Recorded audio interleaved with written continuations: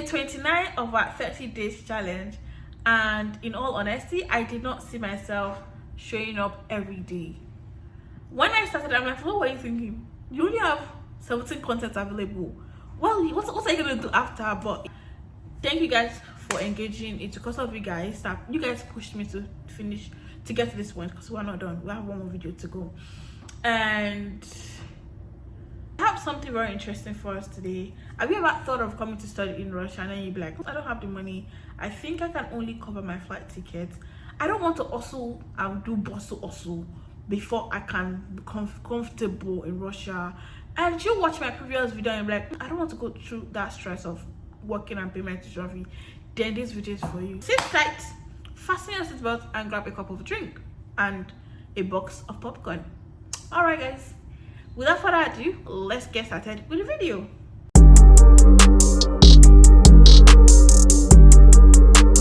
Hey guys, my name is Funto. I'm a Nigerian living and studying in Moscow, Russia. If this is your first time on my YouTube channel, welcome to my YouTube channel. If you are a returning subscriber, jingle bell for you. In today's video, I'm going to be talking about scholarship opportunities available for you to come study in Russia. And guess what? We have several scholarship opportunities, but I'm going to be talking about 3 main scholarship opportunities that you can get to study in Russia. All right, the first one that we are going to be talking about is the Open Door Scholarship, the most competitive, merit-based scholarship you can ever think of in Russia. Open Doors is so competitive that even if you get a very high score, your chances are still low. And I'm not even trying to scare you off, but that's the first one. The second one is universities in-house scholarships. This means that your university that you are trying to target or you are trying to apply to also have in-house scholarships that they do not tell you about. All right, they don't even talk about it at all. But that is why you're here. That is what I'm telling you. So that when you're applying for that admission, you tell them, oh, I'm aware that you guys offer boom, boom, boom, boom, boom. Therefore, I want a scholarship. Right. But then you have to put your best foot forward. Then the third one we're going to be talking about is Skoltech Scholarship. As much as I had to put that separately, it's actually because Skoltech does not benefit from Open Door Scholarship or any other Russian government scholarship. The only scholarship you can get in Skoltech is just the Skoltech Scholarship. And Skoltech Scholarship is only for Skoltech Scholarships. Did I say 3 scholarships? 4 actually. The fourth one, which is the least but not the last one, because the other scholarships, is also the bilateral government scholarship between your country and the Russian Federation government. And let's get started with the first one. Open Door Scholarship. Like I said, Open Door is the most competitive scholarship you can ever think of when you're applying to Russia. It's very competitive, it's very merit-based. For the Open Door Scholarship, you can apply for bachelor's, you can apply for master's, you can apply for PhD, you can apply for postdoc with the scholarship. This particular scholarship covers every single level of your academic career, from bachelor's to postdoc. And it covers full tuition. With Open Doors, you get monthly stipends. And the monthly stipend varies from university to university. The least is 2,000 rubles, while the highest, with some schools, it's around 10,000 to 15,000 rubles a month. And they also require different level during the application. With Open Door Scholarship, these are the steps that you use to get to the final point. You go on the website opendoors.ru to create a profile. Once you create a profile, you are graded based on that profile. Then you will write a test. Everybody writes a test, and it's from that test you will know if you're going to go to the next round of the application process. With this, you are being asked basic questions, and you can write that test 3 or 4 times. I really can't remember. You have to write the test 3 to 4 times. And the good part of writing the test more than once is that they use your highest score, not an aggregate or not the first one. They use your highest score to determine if you are going to go to the next stage of the application process. Once you get to the next, so they're going to release the list, right? Once you get to the next stage of application process, this is where you write your personal statement, you upload your transcript, you let us know. It is not the personal statement you're writing is not like the regular personal statement. It's not like, oh, you're going to write like 5,000 characters or something.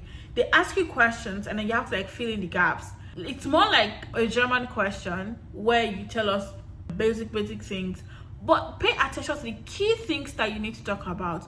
Don't just go about blabbing and writing all of those things. Focus on why and what, and boom, finish, right? Because this character space is also limited, so you have to make sure that you put your best foot forward.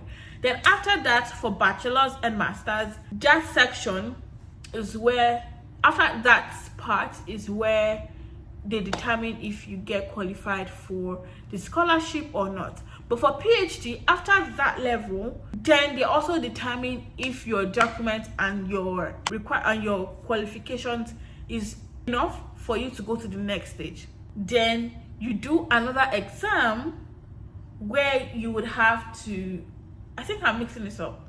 You open an account, you create a profile, then you upload all your documents, then you write the exam. Sorry, that's for bachelor's and master's.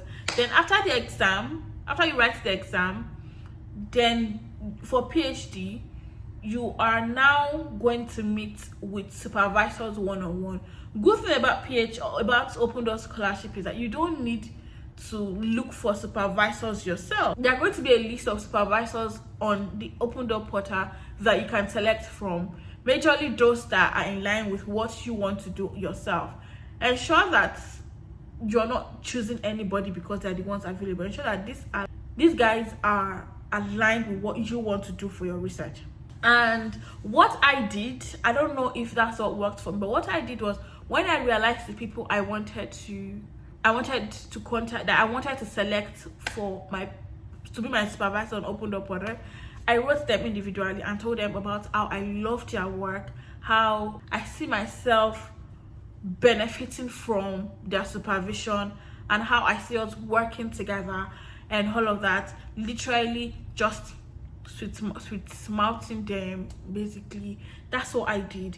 And you can do that as well, just to put your best foot forward, just in case a professor is thinking, oh, why should I pick this person, why should I pick this person?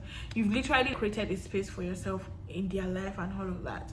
Then postdoc, same thing with PhD. They also provide accommodation stipends. The accommodation stipend is like the other stipends that the students use. And that is that with the Open Door Scholarship. And I think one thing I also need to talk about the Open Door Scholarship is also the fact that you can choose to study in English medium or Russian medium. And it's open for every single international student that wants to study in Russia. Then the in-house scholarship, the university in-house scholarship, as the name implies, is very simple. Is a scholarship that your university offers, of which at the end of the day is still tied to like the Russian government. But universities have quotas of scholarships that they can give for students, and most time the in-house scholarship opens after the Open Door Scholarship, literally, and then it ends after the Open Door Scholarship. For HSC, the in-house scholarship closes in March. That's that on that as well.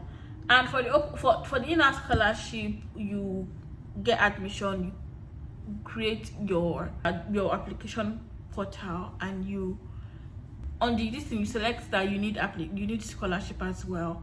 I think that's even very simple, because sometimes it could be during the interview process with your university. They ask you, do you want full scholarship or do you want partial scholarship? If you watch my very first video, one of the mistakes I made was telling them that I could afford my tuition fee even if they don't give me scholarship, which ended up with me having 50% scholarship. So do not make that mistake. Then the third one is the Skoltech Scholarship, one of the scholarships that I wish that I can get, but I cannot because I'm not a science student. So Skoltech Scholarship is basically for science students, because Skoltech is a science school, and Skoltech offers scholarship for master's and PhD students. They also cover they pay as low as 40,000 rubles a month, and it increases after you have publication. So if you have a publication, you get increase in your stipend. You can watch my video with Folu about Skoltech to understand more about their scholarship process as well. And their scholarship is majorly focused on, if you get Skoltech admission, you automatically get the scholarship, which means that you need to prove that you are innovative, you are entrepreneurial, and you are smart, and you are good with research.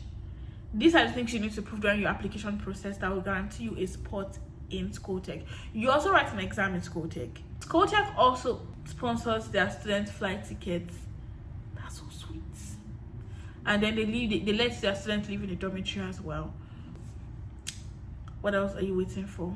Then the last one, which is the fourth and not the least, which is the least and not the last actually, is the bilateral scholarship, a government scholarship between your government and the Russian government, which normally implies that some government covers your tuition fee and your state government, your country's government, covers your stipends and every other thing in between. African countries are having issues with that, and I think it's absolutely unfair on the international scene. You guys push into countries and you don't take care of them. Russia has to be one of the most affordable countries in the world, and seeing that Nigeria is pulling out of this bilateral scholarship is heartbreaking, because what can you guys really do? I don't know if they finally cancelled, but there was a spectre they were going to cancel it earlier this year. So if they end up cancelling it, it's sad, but if they don't, please give it a shot as well. That being said, that brings us to the end of this video. But which scholarship are you going to be applying for? Let me know in the comment section. If I were you and I'm a science student and I have all it takes to tell Skoltech that I deserve their scholarship, I'm definitely going to go for Skoltech. But let me know which one you would go for in the comment section. See you guys in the next video. Bye.